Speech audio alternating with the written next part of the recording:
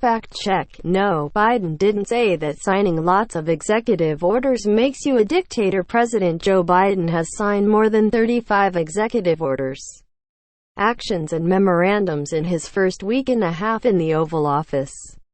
And some of Biden's critics are saying or suggesting that his frequent early use of the presidential pen contradicts a dramatic statement he made on the campaign trail in October. Biden signed off on a record number of executive orders during his first week, but just 3 months ago, according to Biden himself.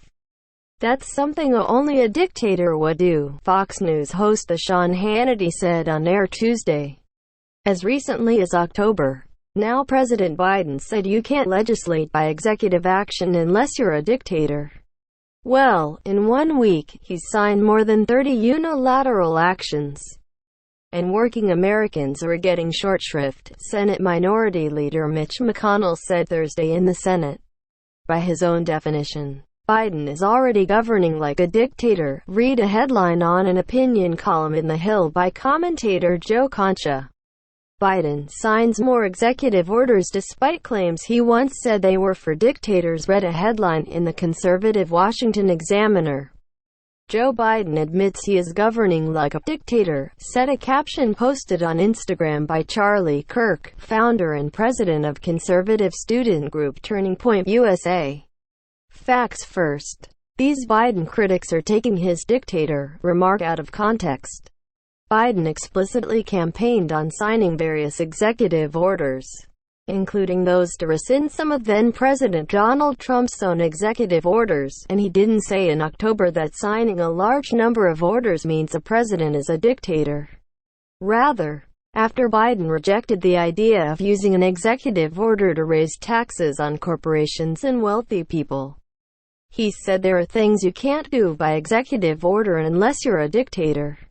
In other words, Biden was saying what he had said before and has said since, that executive orders are unconstitutional for some particular purposes.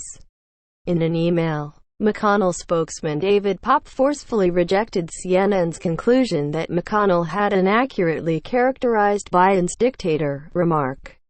Popp said that given the full text of what Biden said in October, and other campaign comments Biden made about his belief in a consensus-seeking philosophy of governing, your fact-check doesn't check out Biden's comments. Biden argued during the campaign that other politicians, including some of his rivals in the Democratic primary, were proposing to use executive orders in situations where orders could not properly be used. He told the New York Times editorial board in December 2019 that it would be unconstitutional to sign an executive order to ban possession of assault weapons or to make substantial changes to the judiciary. At an ABC News town hall event in Philadelphia in October 2020, Biden was asked by host George Stephanopoulos if it is wise to carry out his proposals to raise taxes on corporations and the wealthy at a time when the economy is weak. After Biden defended his plan, Stephanopoulos said, "So there's not going to be any delay on the tax increases."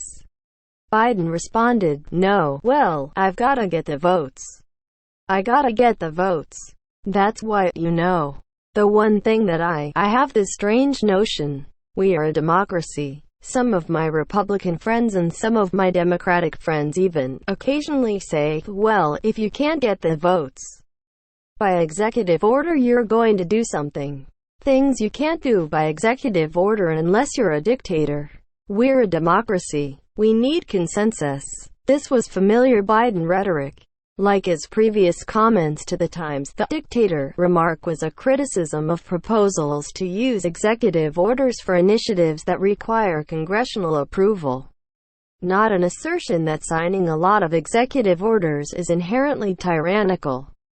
Popp argued that Biden's subsequent sentence about the need for consensus shows that he was making a broad statement about his philosophy of governing, not just speaking narrowly about executive orders for a change to tax policy. And Popp noted that Biden had repeatedly spoken, including in the Times interview, about the importance of bringing people together and working through Congress. That's fair enough. But McConnell still went too far when he implied that Biden signing a bunch of executive orders means he contradicted the dictator comment in particular. There's also some additional important context. Biden's campaign promises multiple Biden executive orders simply rescind policies Trump had imposed throughout his own executive orders without public complaint from McConnell and other Biden critics. And critically, Biden promised during the campaign that he would sign significant executive orders. In fact, many of Biden's early presidency executive orders fulfill explicit campaign pledges. For example, Biden signed a series of orders aimed at combating climate change, just as his campaign climate plan, which is still on his website, said he would, on day one. Biden will sign a series of new executive orders with unprecedented reach that go well beyond the Obama-Biden administration platform and put us on the right track. Biden's order to rescind Trump's ban on transgender people serving openly in the military was another campaign promise. So were his orders to preserve the Deferred Action for Childhood Arrivals (DACA) immigration program Trump tried to eliminate the pursuit of Buy American purchasing policy, to halt Trump's withdrawal from the World Health Organization and rescind Trump's Muslim-focused travel ban. After a Washington Examiner correspondent brought up the dictator comment on Thursday, White House Press Secretary Jen Psaki noted to reporters that Biden has also proposed major legislation on pandemic relief and immigration. She said Biden is going to use the levers that every president in history has used, executive actions. But he also feels it's important to work with Congress, and not just one party, but both parties, to get things done. A second grader at a Christian school was expelled for telling another girl she had a crush on her. Mother says an 8-year-old student was kicked out of a Christian elementary school after she told another female student she had a crush on her, the mother says. The incident occurred last week, when Chloe Shelton, a second grader at Rejoice Christian School in Owasso, Oklahoma, told another female student she had a crush on her. Mother Delaney Shelton told CNN. Chloe was immediately removed from the playground and spent the next few hours in the principal's office, missing class time as a result, Shelton said. Before I was even called, the vice principal told Chloe that the Bible says that women can only have children with a man, Shelton told CNN. The vice principal asked me how I feel about girls liking girls, and I told her that I see no issue with it. Shelton took Chloe home that day, and administrators told her to not come back Friday, she said. The next day, the superintendent called Shelton, saying that the school was ending their partnership with Shelton's family, she told CNN, also expelling her 5-year-old son. When Shelton asked for specifics, he said her beliefs didn't align with theirs, she said. I was so blindsided. I was angry, hurt, betrayed, sad, so many different emotions. I just couldn't believe it, Shelton said. I asked him to have a sit-down meeting to discuss it and process it better, and he refused, saying that nothing more needed to be discussed. In a statement to CNN, Superintendent Joel Pepin declined to publicly comment, stating, due to privacy and other factors, it is the school's policy to refrain from public comments regarding any particular student or family. Sexual immorality is grounds for dismissal. Handbook states. The school's handbook states that any form of sexual immorality goes against its beliefs, including professing to be homosexual, bisexual. Students who do not conform to the standards and ideals of work and life at the school forfeit the privilege of attendance, the handbook states. Students are also not allowed to have public displays of affection, including holding hands, hugging, or kissing, the handbook states. Pregnancy is also grounds for dismissal, though the student may instead be placed on homebound, so other students aren't drawn by bad example to do likewise. Shelton said she hadn't explicitly read the handbook when she first enrolled Chloe in the school as a 4-year-old for PK. But she also didn't know that 4 years later, Chloe would say she had a crush on another girl. It wasn't a relationship nor a practice, Shelton said, referencing the rules in the handbook. Just a crush. To an 8-year-old, that could just mean that she really enjoys playing on the playground with her. Meanwhile, Chloe was initially devastated last week, crying and asking her mother if God still loved her. Chloe has received hundreds encouraging letters from across U.S. Kylie Holden, 26, is an alum of the school, spending years from kindergarten to 12th grade at RCS before graduating in 2012. She identifies as bisexual. Amidst threats of expulsion, Holden said her friends waited until they graduated to come out. So when she heard about Chloe's experience, those memories came flooding back. The idea that Chloe was questioning whether she deserved love from God or anyone shook her. That's the kind of detrimental stuff that you deal with for the rest of your life, she told CNN. Holden posted about it on Facebook, offering to put together care packages for the family.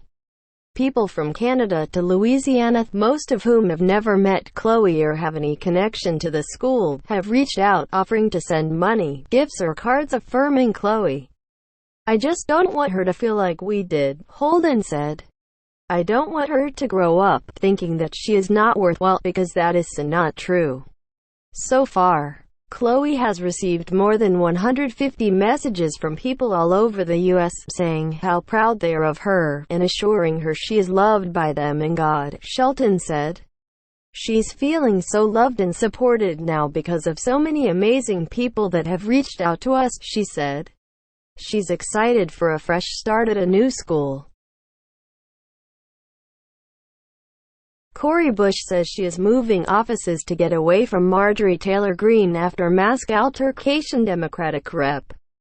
Cori Bush of Missouri announced Friday that she will be moving her office away from GOP Representative Marjorie Taylor Greene of Georgia, following a heated exchange earlier this month where Bush confronted Greene about not wearing a mask in a hallway on Capitol Hill. The fallout led Speaker Nancy Pelosi to take the extraordinary step of ordering Bush's office to be moved away from Greene, following a request from Bush. The latest signs of the growing tensions between the two parties in the aftermath of the deadly riot on Capitol Hill. "A maskless Marjorie Taylor Greene and her staff berated me in a hallway. She targeted me and others on social media. I'm moving my office away from hers for my team's safety," Bush tweeted Friday. Greene spokesman Nick Dyer responded to Bush's accusation in a statement to CNN by saying, "Representative Bush is actually the instigator and it's on tape. We'll be releasing the video shortly." Greene's office tweeted a short video of the congresswoman talking into her phone and someone in the background yelling at her to put a mask on. At specific issue is a confrontation from January 13 when Bush and her staff encountered Greene without a mask and talking into her phone in the tunnel between the Cannon office building and the Capitol. According to a description Bush provided to CNN, Bush did not dispute the fact that she confronted Greene, starting the altercation. Bush repeatedly asked Greene to put on a mask, to which Greene and Greene's staff criticized Bush on an unrelated issue. Bush also cited CNN K-File reporting on Greene's social media posts that appeared to support violence against politicians as well as Taylor Greene's renewed, repeated antagonization of the movement for Black Lives in the last month, directed towards Congresswoman Bush personally as reason for the move. In her tweet, Bush also joined a growing list of her Democratic colleagues calling on Greene to be expelled from Congress after a fountain of highly inflammatory comments Greene has previously made have come to light. The offices of both Congresswomen are currently on the same floor of the Longworth office building, but not adjacent, where many members of the House have their offices located. The altercation did not happen in the hallway near the Congresswomen's offices. Democratic Rep. Ilhan Omar of Minnesota tweeted that Greene's actions amount to a red flag, and that Bush moving her office doesn't mitigate the threat.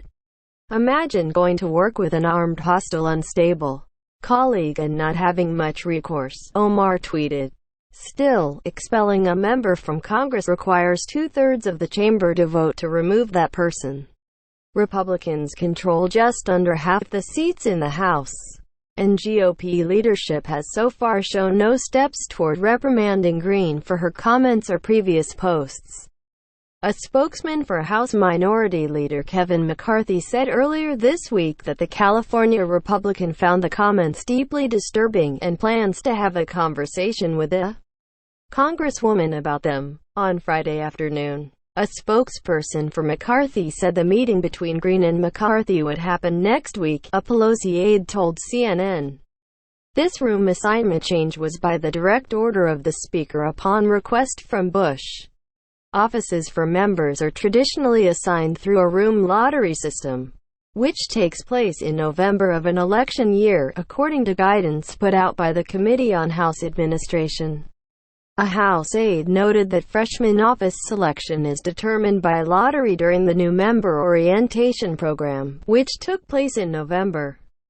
Greene's posts from before being sworn into the new Congress earlier this month have gotten renewed scrutiny this week, after CNN reporting earlier this week that showed Greene repeatedly indicated support for executing prominent Democratic politicians in 2018 and 2019. A CNN K-file review of hundreds of posts and comments from Greene's Facebook page showed.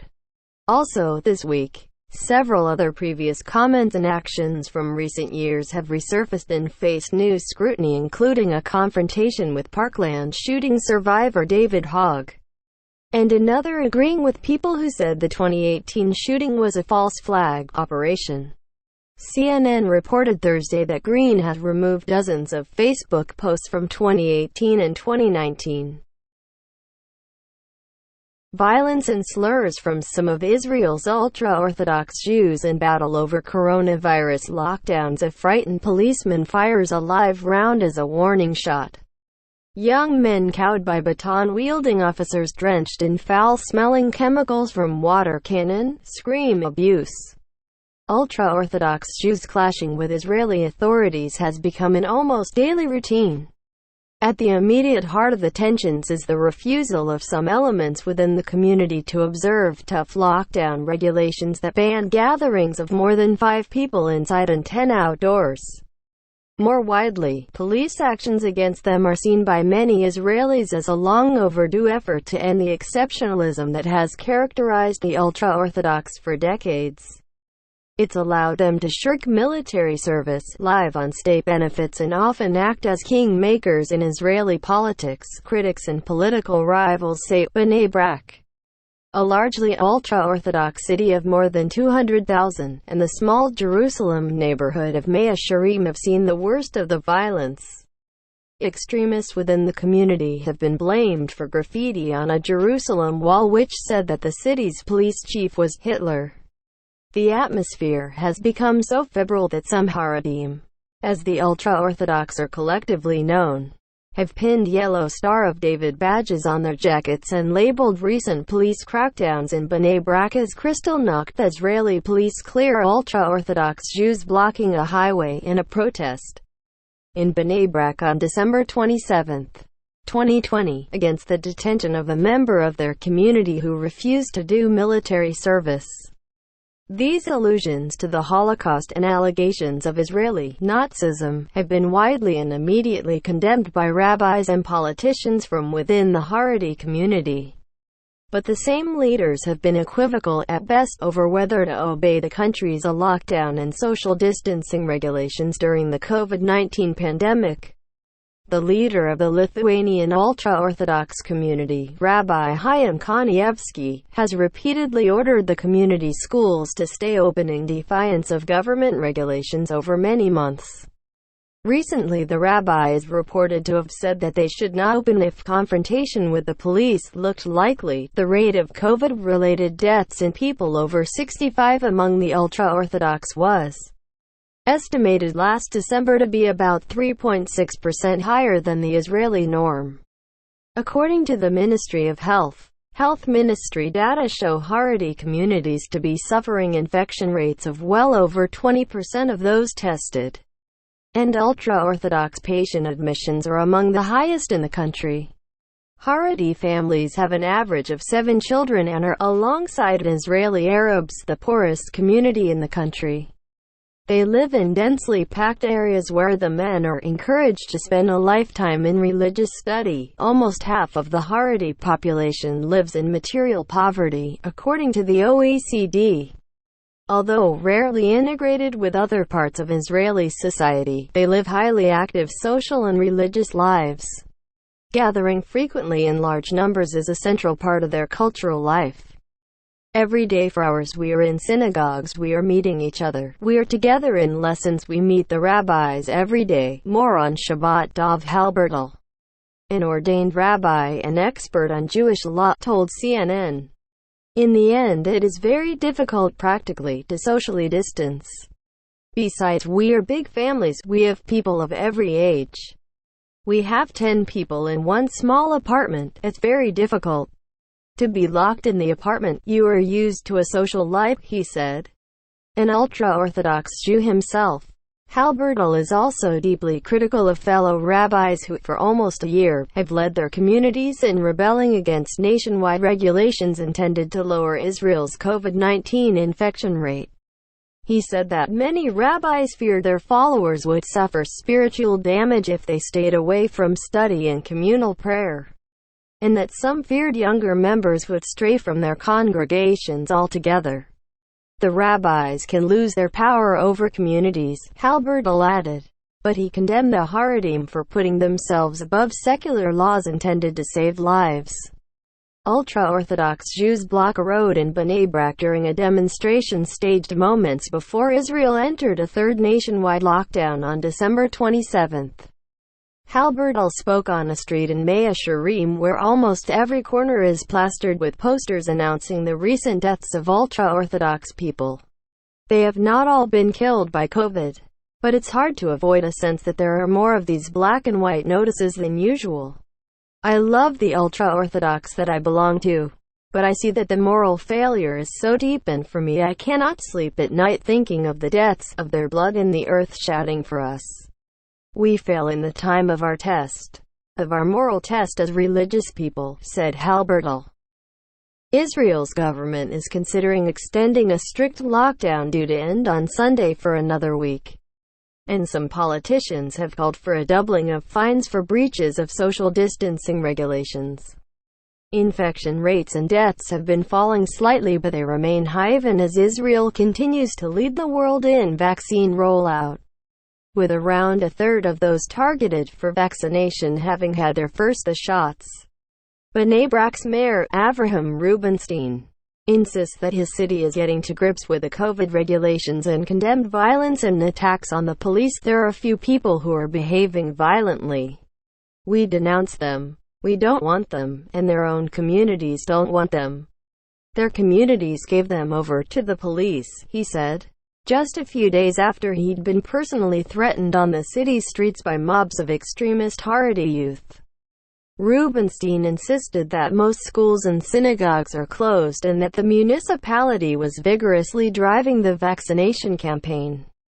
But health ministry data suggest it still has far to go in places like Bnei Brak, with just 12% receiving their first dose. Many other Haredi communities are in the low single figures. Part of this poor vaccination record may be explained as a result of a boycott encouraged by anonymous red posters seen all over Mea Shearim. They say that the media is part of a plot to hide evidence that the inoculation campaign began at the same time that a new COVID variant emerged in UK and dubbed the shot a vaccine of death. These same posters may also be why a CNN team filming in the area was attacked by yeshiva religious school teenage students who tried to break a camera and called the media murderers. Marjorie Taylor Greene removed social media posts amid scrutiny of past controversial comments. Republican Rep. Marjorie Taylor Greene has removed dozens of Facebook posts from 2018 and 2019 in which she endorsed fringe conspiracy theories and repeatedly indicated support for executing prominent Democratic politicians. Searches of Greene's Facebook show the posts from 2018 and 2019 have been removed. Links saved by CNN's K-File during a review of hundreds of posts and comments from Green's Facebook page are no longer available. Green is facing backlash for her conspiratorial social media posts after CNN reported she indicated support for executing prominent Democrats in Facebook comments and videos. The freshman congresswoman from Georgia also deleted videos she posted on Facebook Live where she said House Speaker Nancy Pelosi is guilty of treason, and that she will suffer death or she'll be in prison for her treason. CNN reached out to Green's office for comment on the removed posts but did not receive a response. Green, who made the comments before running for Congress, posted a statement on her Twitter account on Tuesday in which she did not deny that she liked posts and replied to comments but claimed that many people have run her Facebook page over the years. "I've had teams of people manage my pages. Many posts have been liked. Many posts have been shared. Some did not represent my views," she wrote. A Facebook spokesman told CNN's K-File the posts were not removed by the company. Green previously had posts removed for violating the company's community standards, the Facebook spokesman confirmed, in which Green agreed with people who said the 2018 Parkland, Florida, shooting was a false flag operation. False flag refers to acts that are designed by perpetrators to be made to look like they were carried out by other individuals or groups. In a video that surfaced Wednesday, Green is seen harassing Parkland shooting survivor and gun control activist David Hogg outside the Capitol. In the video from March 2019, she calls Hogg a coward and said he was paid to do this, repeating a malicious lie that Hogg's activism was paid for by billionaire philanthropist and Democratic donor George Soros. Survivors of the Parkland shooting and victims' families have called for Green to resign. In a written statement to CNN, Green said that the video was taken while she was in Washington, going from office to office in the Senate to oppose the radical gun control agenda that David Hogg was pushing. "In 11th grade, one of my fellow students took our school hostage with a gun he brought to our gun-free school," Green said. "I understand that fear firsthand, and I will always work to protect our gun rights so that Americans can defend themselves and others against bad people intent to harm or kill them." Green announced earlier this week that she would serve on the House Committee on Education and Labor. At a weekly press conference on Thursday, Pelosi harshly criticized House Republican leaders for assigning Green to the committee, assigning her to the Education Committee when she has mocked the killing of little children at Sandy Hook Elementary School, when she has mocked the killing of teenagers in high school at the Marjorie Stoneman Douglas High School. What could they be thinking? Pelosi asked. Or is thinking too generous a word for what they might be doing? It's absolutely appalling. And I think the focus has to be on the Republican leadership of this House of Representatives for the disregard they have for the death of those children.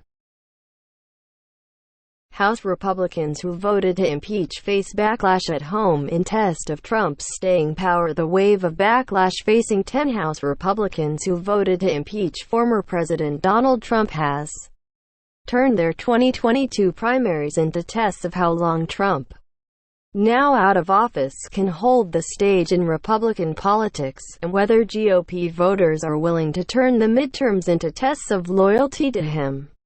At home, anger among Republican officials, donors and voters at those who voted to impeach Trump has erupted, with state and local officials condemning their votes and primary challengers benefiting from bookings on right-wing media, launching their campaigns early.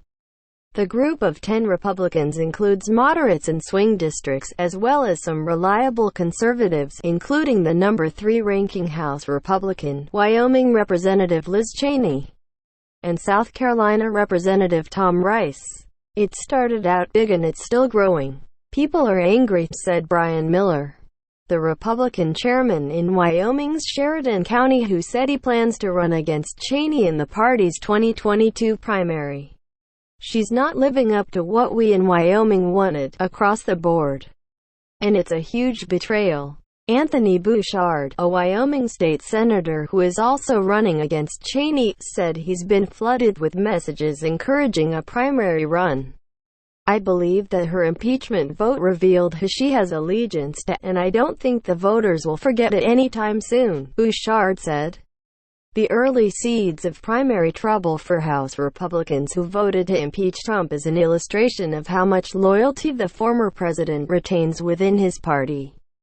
Weeks after he departed office and was removed from his favorite social media platforms, whether the anger against those 10 lawmakers will survive the next year is far from clear.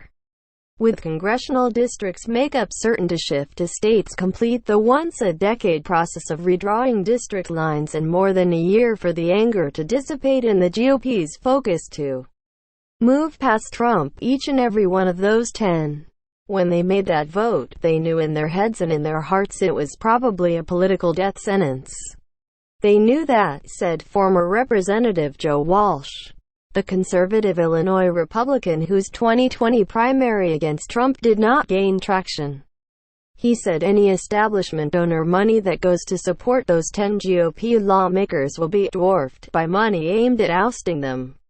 "I wouldn't be surprised to see a number of them not even run again, depending on how their districts shake out after redistricting," Walsh said. "It's also too early to tell how willing Trump and his family members will be to insert themselves in intra-party battles, especially after social media bans limited Trump's ability to reach wide audiences easily, and whether Trump's ire will be focused narrowly on Republicans he believes wronged him, such as Georgia Governor Brian Kemp and Secretary of State Brad Raffensperger, who rebuffed Trump's efforts to overturn the state's election result, or if he will cast a wider net. The New York Times reported that Trump is most focused on ousting Kemp, potentially through a primary challenge by former Representative Doug Collins, and that Cheney is the former president's next focus. Trump has been showing allies a poll of Wyoming voters commissioned by his super PAC and conducted by Trump's longtime pollster John McLaughlin to make the case that Cheney's vote on impeachment is not popular among Republicans there.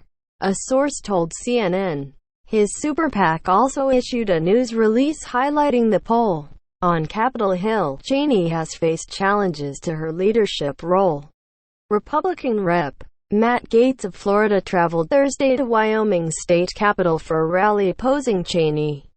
Donald Trump Jr. called into Gaetz's event and said Cheney should be ousted in next year's primary.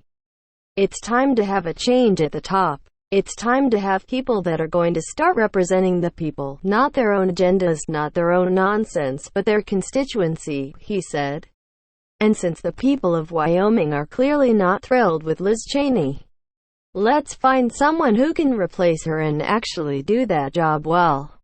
The Republicans who voted to impeach Trump have all defended their votes by saying they were a matter of principle after Trump encouraged attendees at a January 6 rally to march on the U.S. Capitol, which led to the deadly riot that afternoon. Amid the complications of primary challenges against House Republicans who voted to impeach Trump is the potential that, like in Wyoming, multiple candidates could enter primaries, fracturing the opposition to vulnerable Republican incumbents. Still, the impeachment vote has led some state and local parties, as well as major donors, to say that they are dropping their support for those Republicans for good.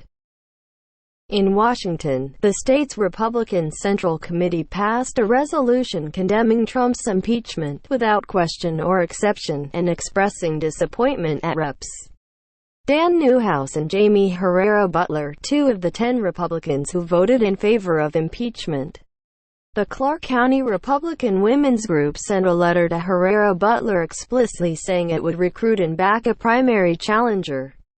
"We will do everything in our power as the largest Republican women's organization in Washington state to recruit and elect a conservative candidate who will represent our values," the group said in the January 13 letter. The letter said that this vote will never be forgotten, as your action is a personal affront to the 70 million plus Americans who voted for our president.